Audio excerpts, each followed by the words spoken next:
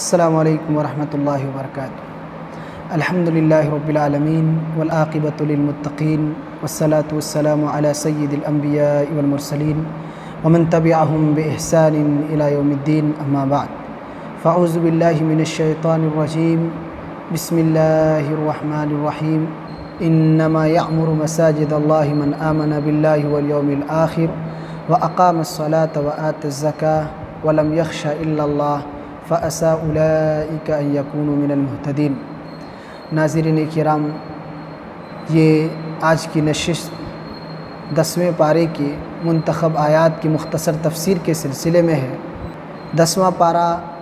2 حصوں پر مشتمل ہے۔ پہلا حصہ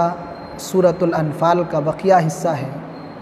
اور دوسرا حصہ سورۃ التوبہ کا ابتدائی حصہ ہے۔ پہلی بات اس پارے کے اندر یہ ہے کہ مال غنیمت کی تقسیم، جب مسلمان اور کفار کے درمیان لڑائیاں ہوتی تھیں تو مسلمانوں کی فتح یابی کے بعد کفار کے جو مال مسلمانوں کے ہاتھ لگتے تھے اس کی تقسیم کا کیا طریقہ کار ہو سکتا ہے، کس طریقے سے اس مال کو تقسیم کیا جائے گا، اس چیز کی وضاحت اس پارے کے اندر کی گئی ہے۔ دوسری چیز، غزوہ بدر کے حالات کو اللہ رب العالمین نے اس پارے کے اندر بیان کیا ہے۔ غزوہ بدر سن 2 ہجری کے اندر 17 رمضان کی تاریخ تھی۔ سن 2 ہجری کے اندر اللہ تعالیٰ کے حکم سے اچانک مسلمانوں اور کافروں کے درمیان پہلی لڑائی ہوئی تھی، جسے اللہ تعالیٰ نے یوم الفرقان سے تعبیر کیا اور مسلمانوں کو ایک بہت بڑی فتح اللہ رب العالمین نے عنایت کی۔ تو اس غزوے کا تذکرہ اس پارے کے اندر کیا گیا ہے کہ اچانک ہم نے دونوں جماعتوں کو آپس میں بھڑا دیا اور دونوں کی ٹکر ہو گئی۔ تیسری بات اس پارے کے اندر ہے، میدان جنگ میں جب ہم اتریں تو ثابت قدم رہنے کی، وہاں کامیاب ہونے کے اللہ تعالیٰ نے کچھ طریقے بتائے ہیں۔ پہلی چیز یہ ہے کہ جب میدان کارزار میں مقابلے کے لیے ہم اتریں تو ثابت قدم رہیں، اس لیے کہ تھوڑے بات پر ڈر کر اگر میدان چھوڑ کر بھاگ جائیں گے تو کبھی بھی فتح یاب نہیں ہو سکتے، کبھی بھی کامیاب نہیں ہو سکتے۔ کامیاب ہونے کے لیے ڈٹ کر مقابلہ کرنا ضروری ہے، حالات چاہے جیسے بھی سنگین ہوں، لیکن جب میدان میں اترے ہیں تو جیت یا ہار لیکن بڑی ہی مردانگی اور جوان مردی کے ساتھ مقابلہ کرنا ہے۔ دوسری چیز یہ ہے کہ کثرت کے ساتھ میدان کارزار میں اللہ کو یاد کرو، اس لیے کہ وہی ایسی ذات ہے جو آپ کے پاؤں کو میدان جنگ میں جما سکتا ہے، ورنہ کفار کے ڈر سے، ان کی طاقت سے ڈر سے انسان میدان چھوڑ کر بھاگ سکتا ہے۔ لہذا اگر اللہ تعالیٰ کی ذات پر بھروسہ ہو، اللہ تعالیٰ سے اگر مدد طلب کرے، کثرت سے اللہ کو یاد رکھیں تو اللہ تعالیٰ اپنی مدد کے ذریعہ کافروں پر مسلمانوں کو غالب کر دے گا۔ تیسری چیز یہ کہ اللہ اور اس کے رسول کی اطاعت کریں۔ اللہ اور اس کے رسول نے جو ہدایات جاری کیے ہیں، جو فرمان ہم کو دیے ہیں، اسی کے مطابق یہاں بھی کام کرنا ہے، کیونکہ دنیا کے ہر موڑ میں ترقی اللہ اور اس کے رسول کی اطاعت میں ہے، اور دنیا اور آخرت کی بربادی اللہ اور اس کے رسول کے نافرمانی میں ہے۔ چوتھی چیز یہ ہے کہ آپس میں اختلاف نہ کرو۔ اختلاف کی وجہ سے انسان کے ہر جگہ معاملات خراب ہوتے ہیں۔ میدان کارزار بھی ہو، اگر جماعت بکھر جائے، اس میں یکجہتی اور اتفاق نہ ہو تو پھر معاملہ گڑبڑ ہو جاتا ہے۔ جیسے کہ غزوہ احد کی مثال ہمارے درمیان موجود ہے کہ ایک اختلاف کی وجہ سے مسلمان جس جنگ کو جیت چکے تھے اس کا نقشہ ہی بدل گیا، صرف اختلاف کی وجہ سے۔ پانچویں بات یہ ہے کہ ایسے موقع پر ہم صبر کو لازم پکڑیں، اس لیے کہ ہو سکتا ہے کبھی جنگ کی حالت میں بڑا نقصان ہو جائے، بڑا جھٹکا لگ جائے، تو ہمیں صبر کرنا چاہیے۔ جو بھی مصیبت ہو، پریشانی ہو، تکلیف ہو، صبر کے دامن کو تھامے رکھنا چاہیے۔ میدان کارزار میں بھی ہمیں اس طریقے کو اختیار کرنا چاہیے۔ اس کے بعد ہجرت اور نصرت، اللہ کے دین کی مدد، اس پر عمل کرنا، اس کے دین کی سربلندی کی فکر کرنا، اس کی فضیلت کو بیان کیا گیا ہے۔ جو اللہ کی راہ میں نکلتے ہیں، گھر بار مال سب کو چھوڑ کر ہجرت کر جاتے ہیں، اس کی بھی بڑی فضیلت بیان کی گئی ہے۔ اس کے بعد موت کے وقت کافروں کی کیا حالت حالت ہوتی ہے اللہ تعالیٰ نے اس کا نقشہ کھینچا ہے کہ جب آپ اس وقت ان کو دیکھیں کہ جب ان کی موت ہوتی ہے، فرشتے جب ان کے روح کو قبض کرتے ہیں تو ان کے چہروں پر اور ان کے سرینوں پر مارتے ہیں، اور اللہ کے فرشتے ان سے کہتے ہیں کہ آج عذاب کا مزہ چکھ لو۔ تو یہ مفسرین کرام نے لکھا ہے کہ اس کے دو معنی ہیں۔ ایک تو یہ کہ موت کے وقت اللہ کے فرشتے اس طریقے سے روح قبض کرتے وقت ان کو ضربیں لگاتے ہیں، مارتے ہیں اور ان کی سختی کے ساتھ روح کھینچتے ہیں، جس طریقے سے دوسری آیتوں میں ہے کہ اللہ تعالیٰ کے فرشتے کافروں کی روح کو قبض کرنے کے لیے اپنے ہاتھ کو بڑھاتے ہیں، اور بعض آیتوں کے اندر ہے سختی کے ساتھ ان کے جسم میں گھس جاتے ہیں۔ روح جب جسم میں چھپتی پھرتی ہے تو فرشتے ان کے جسم کے اندر داخل ہو جاتے ہیں اور بڑی سختی کے ساتھ روح قبض کرتے ہیں۔ دوسرا معنی یہ ہے کہ قیامت کے دن جب ایسے نافرمانوں اور گناہگاروں کو جہنم کی طرف ہانکتے ہوئے لے کر کے جائیں گے تو فرشتے اس وقت ان کی پیٹھوں پر، ان کے چہروں پر، ان کے سرینوں پر مار لگائیں گے اور ہانکتے ہوئے لے کر کے جائیں گے کہ آج آگ کا عذاب چکھ لو۔ تو یہ دو مفہوم بیان کیے گئے ہیں۔ اس کے بعد سورۃ التوبہ ہے۔ قرآن کریم کی تمام سورتوں میں یہ واحد ایسی سورت ہے جس کے آغاز میں بسم اللہ الرحمن الرحیم لکھا ہوا نہیں ہے۔ اس کے کئی اسباب اہل علم نے ذکر کیے ہیں، لیکن جو سب سے مناسب بات معلوم ہوتی ہے اس سلسلے میں واللہ عالم بالصواب وہ یہ ہے کہ یہ سورت جو ہے یہ سورہ انفال ہی کا تتمہ اور اس کا جز ہے۔ دونوں کے مضمون میں بڑی یکسانیت پائی جاتی ہے، تقریباً دونوں کے مضامین ایک ہیں۔ غالباً یہی وجہ ہے کہ اللہ کے نبی صلی اللہ علیہ وسلم نے صحابہ کرام کو اس کے شروع میں بسم اللہ الرحمن الرحیم لکھنے کا حکم نہیں دیا، اور آپ کی تابع داری کرتے ہوئے صحابہ کرام نے بعد میں بھی اس میں بسم اللہ الرحمن الرحیم کا اضافہ نہیں کیا۔ اس کے بعد اس سورت کے اندر کفار و مشرکین سے برات کا اظہار کیا گیا ہے، اور فتح مکہ کے بعد جو مکہ میں بسنے والے کافرین تھے ان کے سلسلے میں مسلمانوں کے لیے اور ان کفار کے لیے بھی چند ہدایات جاری کی گئی ہیں، اور پھر ان سے جنگ کا اعلان کیا گیا ہے، اور مسلمانوں کو یہ نصیحت کی ہے کہ اگر کوئی امن کا طالب ہو تو جنگ کی حالت میں بھی اس کو پناہ دی جائے، اس کو امن میں رکھا جائے۔ اس کے بعد اللہ تعالیٰ نے کہا کہ ہماری مسجدوں کو، اللہ کی مسجدوں کو اللہ والے ہی آباد کیا کرتے ہیں۔ اللہ رب العزت نے ارشاد فرمایا انما یعمر مساجد اللہ من آمن باللہ والیوم الآخر واقام الصلاۃ وآتى الزکاۃ ولم یخش الا اللہ فعسى اولئک ان یکونوا من المہتدین، کہ یقیناً اللہ کی مسجدوں کو وہی لوگ آباد کرتے ہیں جو اللہ پر اور قیامت کے دن پر ایمان رکھتے ہیں۔ جو مرنے کے بعد پر ایمان ہی نہ رکھے، جسے اللہ کی ذات پر بھروسہ ہی نہ ہو، وہ بھلا کیا اللہ کی عبادت کے لیے اللہ کے گھروں میں آئیں گے؟ ایسے ہی اللہ کی مسجدوں کو وہ آباد رکھتے ہیں جو نماز کے پابند ہیں، پابندی کے ساتھ نماز ادا کرنے والے ہیں، اور زکوٰۃ بھی ادا کرتے ہیں، جو مال کا حق ہے اس کی ادائیگی میں بھی کوتاہی نہیں کرتے ہیں۔ ایسے ہی اللہ رب العزت نے ان کی اور ایک صفت یہ بیان فرمائی وَلَمْ يَخْشَ إِلَّا اللَّهِ، اللہ تعالیٰ کے علاوہ دنیا کی کسی بھی طاقت سے نہیں ڈرتے۔ اللہ کے حقیقی بندے ایسے ہی ہوا کرتے ہیں، اللہ کی عبادت میں بھی پختہ، اللہ پر ایمان اور یقین بھی کامل، اور اللہ تعالیٰ کی ذات پر کامل بھروسہ کہ اس کے علاوہ دنیا کی کوئی بھی طاقت اسے مرعوب نہیں کر سکتی، دنیا کی طاقت سے وہ خوف زدہ نہیں ہو سکتے۔ اللہ تعالیٰ نے کہا فَأَسَى أُولَئِكَ أَن يَكُونُوا مِنَ الْمُهْتَدِينَ، یقین ہے، قریب ہے کہ یہی لوگ اللہ کی ہدایت پر قائم ہیں۔ اس کے بعد اللہ رب العالمین نے اللہ اور اس کے رسول کی محبت پر دوسروں کو ترجیح دینے والوں کے بارے میں ذکر کیا کہ جو لوگ اپنی اولاد کو، اپنے بیوی بچوں کو، اپنے مال کو، دنیا کی دولت کو اور دنیا کی چیزوں کو اللہ اور اس کے رسول کی محبت سے بھی زیادہ عزیز رکھتے ہیں، وہ انتظار کریں اللہ کے حکم اور اس کے فیصلے کا، یعنی اللہ تعالیٰ کے ہاں اس کا کوئی اچھا معاملہ ہونے والا نہیں ہے، وہ اپنے انجام کی فکر کریں کہ جو اللہ اور اس کے رسول پر دوسروں کو ترجیح دیتے ہیں۔ ایسے ہی اس صورت کے اندر اللہ رب العالمین نے کہا کہ اللہ کا دین ہمیشہ غالب رہے گا۔ اللہ رب العزت نے ارشاد فرمایا هو الذی ارسل رسولہ بالہدی ودین الحق لیظہرہ علی الدین کلہ ولو کرہ المشرکون، کہ اللہ رب العالمین وہ ہے جس نے اپنے رسولوں کو ہدایت کے ساتھ بھیجا ہے اور دین حق کے ساتھ بھیجا ہے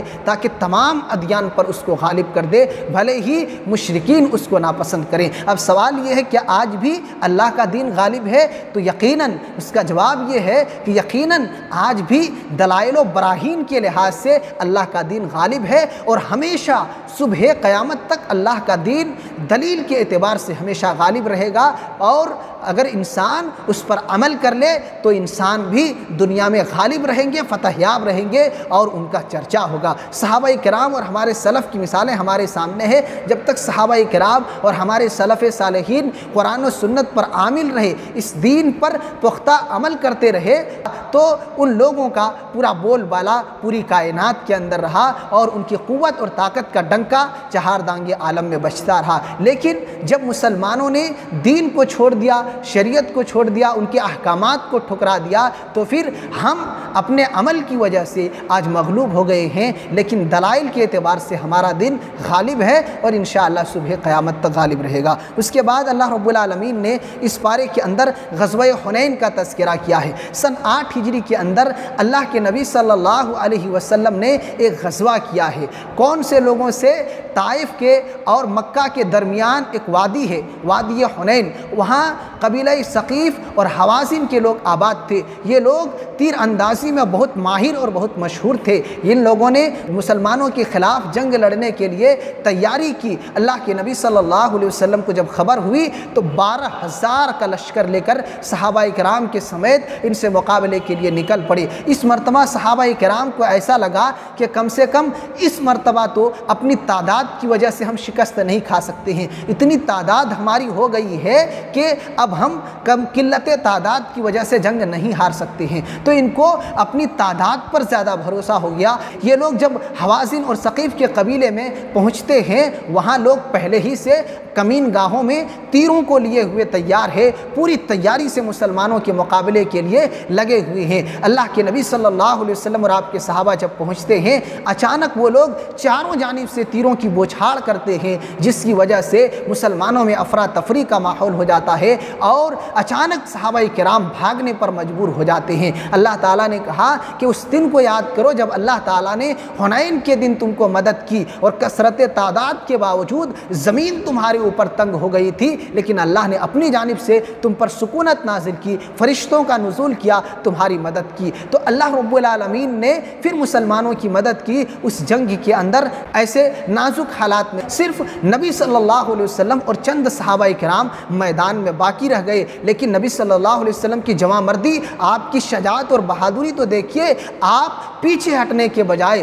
مزید آگے بڑھتے جا رہے ہیں، اور اپنے خچر کو ایڑ لگا رہے ہیں آگے جانے کے لیے۔ اور اللہ کے نبی صلی اللہ علیہ وسلم یہ کلمات اپنی زبان سے ادا کر رہے ہیں، انا النبی لا کذب انا ابن عبد المطلب، کہ میں اللہ کا نبی ہوں، میں جھوٹا نہیں ہوں، میں اللہ کا پیغمبر ہوں، اور میں عبد المطلب کا بیٹا ہوں۔ اور صحابہ کرام میں اپنے چچا حضرت عباس رضی اللہ عنہ سے کہا کہ آپ آواز لگائیں، لوگوں کو بلائیں کہ میدان کی جانب واپس پلٹ کر کے آئے۔ انہوں نے آواز لگائی، اے بیعت الرضوان والو، تم لوگ واپس آؤ۔ فوراً صحابہ کرام واپس تیزی کے ساتھ پلٹتے ہیں، بڑی ہمت و بہادری کے ساتھ مقابلہ کرتے ہیں، اور پھر مسلمان اس جنگ کو جیت جاتے ہیں۔ تو اللہ تعالیٰ نے 3 آیتوں کے اندر اس جنگ کا تذکرہ کیا ہے۔ تو یہ غزوہ حنین سن 8 ہجری کا واقعہ تھا، جس میں اللہ تعالیٰ نے پہلے تو مسلمانوں کی کثرت کی وجہ سے جو ایک مسلمانوں کے درمیان جو احساس تھا، جو فکر تھی، اللہ رب العالمین نے اس کا خاتمہ کیا، اور یہ احساس دلایا کہ اللہ کی مدد اگر شامل نہ ہو، کثرت تعداد سے صرف کچھ نہیں ہو سکتا۔ اللہ کی مدد شامل حال ہونی چاہیے، تعداد کم بھی ہو، اللہ کی مدد اگر شامل ہو انسان کامیاب ہو سکتا ہے۔ اللہ کی مدد اگر شامل نہ ہو، انسان کی تعداد چاہے جتنی بڑی ہو وہ شکست کھا جائیں گے۔ اس کے بعد اس پارے کے اندر اللہ رب العالمین نے علماء کو رب بنانے سے منع کیا ہے۔ اللہ تعالیٰ نے کہا کہ یہود و نصارہ ایسے تھے کہ انہوں نے اپنے علماء کو رب بنا لیا تھا، اتخذوا احبارهم ورهبانهم اربابا من دون اللہ، اللہ کو چھوڑ کر راہبوں کو، اپنے علماء کو اور اپنے پیشوا کو، درویشوں کو اپنا معبود بنا لیا تھا۔ حضرت عدی بن حاتم رضی اللہ عنہ ادھر ہی سے اسلام میں داخل ہوئے تھے، اور انہوں نے کہا اللہ کے رسول، ہم تو کبھی بھی اپنے علماء کو معبود اللہ کو چھوڑ کر نہیں بناتے تھے۔ نبی صلی اللہ علیہ وسلم نے کہا کیا ایسا نہیں تھا کہ تمہارے علماء جس کو حلال کہتے تھے، حالانکہ اللہ نے اس کو حرام قرار دیا تھا، تم لوگ اپنے علماء کی کہنے کی وجہ سے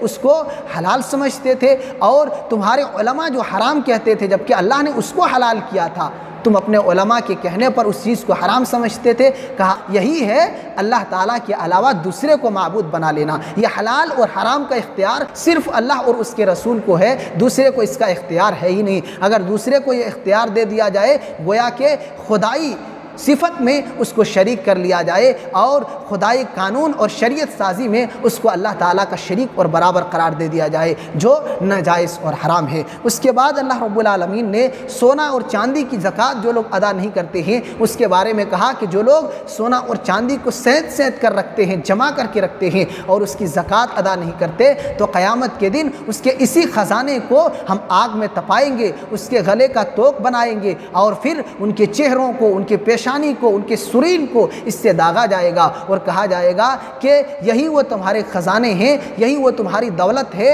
اور تمہارے زیورات ہیں جس کو تم دنیا کے اندر سینت کر رکھا کرتے تھے، آج لو اس کا مزہ چکھ لو۔ جس خزانے کو جمع کیا تھا آج وہی خزانے تمہارے لیے وبال جان بن چکے ہیں۔ اس لیے جس کے پاس سونے اور چاندی ہیں وہ اس بات کو یاد رکھے اور زکوٰۃ کی ادائیگی کریں ہر سال پورے سسٹم کے ساتھ۔ اس کے بعد اللہ رب العالمین نے مہینوں کی تعداد بتلائی ہے کہ سال میں کل 12 مہینے ہیں جن میں سے 4 حرمت والے مہینے ہیں، اس لیے خاص طور پر ہر بندہ مومن اس مہینے میں اپنے آپ پر ظلم کرنے سے بچے کہ اس میں جہاں نیکی کا مقام بلند ہے وہاں اس میں گناہ کی قباحت بھی اور شناعت بھی بڑھ جایا کرتی ہے۔ اس لیے اس مہینے میں اپنے نفس پر ظلم کرنے سے، گناہ کرنے سے انسان بچے، اور مہینوں میں تبدیلی نہیں ہو سکتی۔ جو 4 حرمت والے ہیں ہمیشہ قیامت کی صبح تک وہی حرمت والے مہینے ہوں گے۔ کفار جس طریقے سے بعض کو ایک سال ایک مہینے کو حرمت والا بناتے تھے، دوسرے سال کسی اور مہینے میں لے جا کر اس کو ٹرانسفر کر دیتے تھے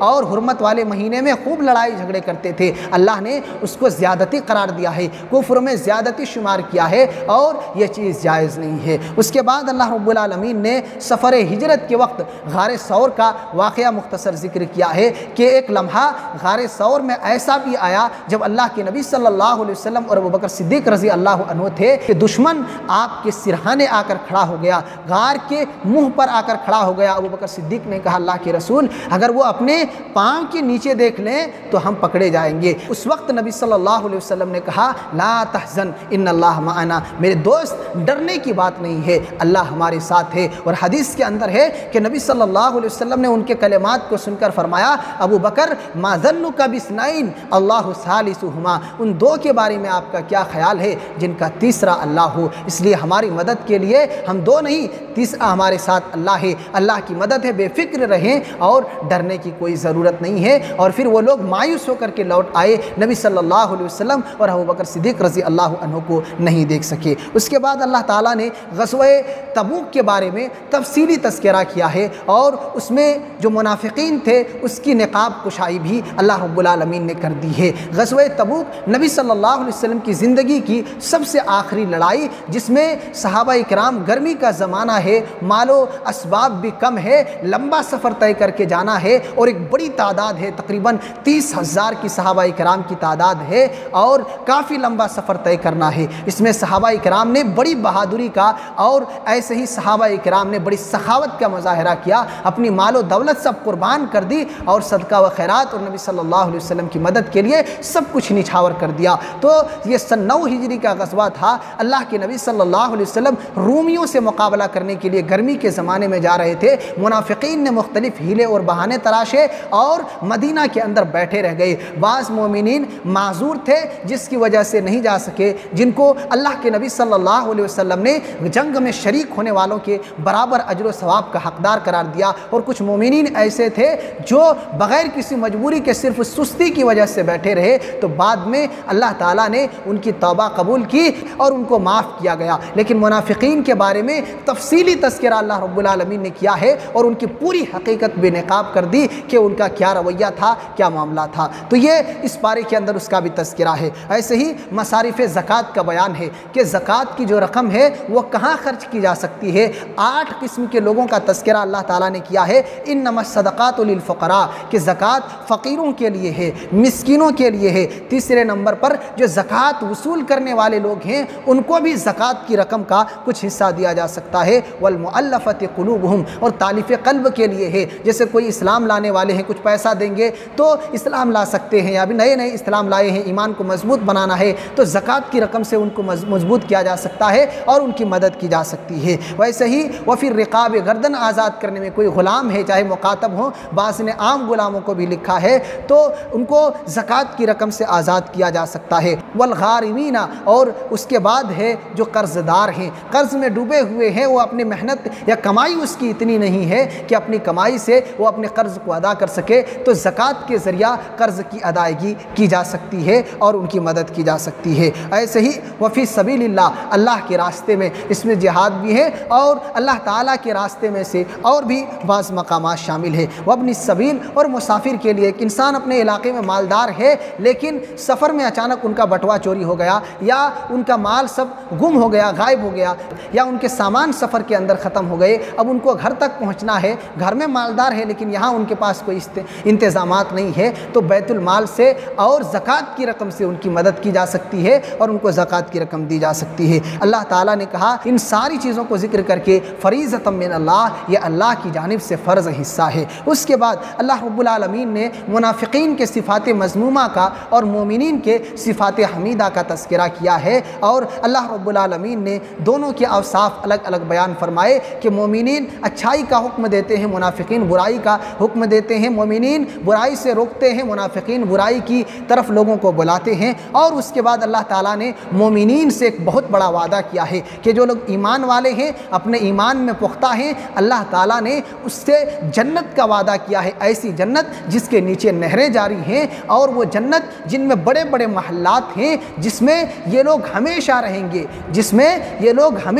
گے، وہ ہمیشگی والی جنت ہیں، اور وہاں ایک بڑی نعمت یہ ملے گی کہ اللہ تعالیٰ کی ہمیشگی کی رضامندی ان کو مل جائے گی کہ اللہ تعالیٰ جنتیوں سے ہمیشہ کے لیے راضی ہو جائے گا۔ اللہ نے کہا یہ بہت بڑی کامیابی ہے، بہت بڑی سعادت ہے، اس لیے مومنوں خوش ہو جاؤ کہ تمہارے لیے اللہ تعالیٰ نے جنت میں بہت عظیم محل تیار کر کے رکھا ہے، اور بڑی عظیم نعمتیں اللہ تعالیٰ نے آپ کی مہمان نوازی کے لیے تیار کر رکھی ہیں، اس لیے ان نعمتوں کو حاصل کرنے کی کوشش کرو۔ آخری بات یہ ہے کہ مشرک اور کافر کی نماز جنازہ پڑھنا جائز نہیں ہے، ایسے ہی ان کے لیے مغفرت کی دعا کرنی جائز نہیں ہے۔ جب عبداللہ بن ابی بن سلول منافقوں کا سردار، جب اس کا انتقال ہوا، نبی صلی اللہ علیہ وسلم نے نماز جنازہ پڑھائی، اس وقت اللہ تعالیٰ نے قرآن کریم کی آیات کو نازل کیا، اور ہمیشہ کے لیے ایسے لوگوں کو جو شرک پر مر جائیں، کفر پر جن کی موت ہو، ان کے لیے دعائے مغفرت کرنے اور ان کے لیے نماز جنازہ پڑھنے یا پڑھانے سے منع کر دیا ہے۔ لہذا یہ اور اس کے علاوہ اور بھی ڈھیر ساری باتیں اس پارے کے اندر ہیں۔ کہنا یہ ہے کہ قرآن ہمارے لیے دستور حیات ہے، اس میں ہماری زندگی اور آخرت کے خزانے چھپے ہوئے ہیں، بھلائی، سرخروئی اور نجات کے سامان موجود ہیں، لہذا ہم اس قرآن کو پڑھیں، اس کو سمجھیں، اس کے مطابق عمل کریں اور اس کی دعوت کو دنیا کے اندر عام کرنے کی کوشش کریں۔ اللہ تعالیٰ سے دعا ہے کہ اللہ تعالیٰ تو ہم تمام لوگوں کو قرآن و حدیث کو زیادہ سے زیادہ پڑھنے، اس کو سمجھنے، اس پر عمل کرنے اور اس کی دعوت کو عام کرنے کی توفیق دے، آمین۔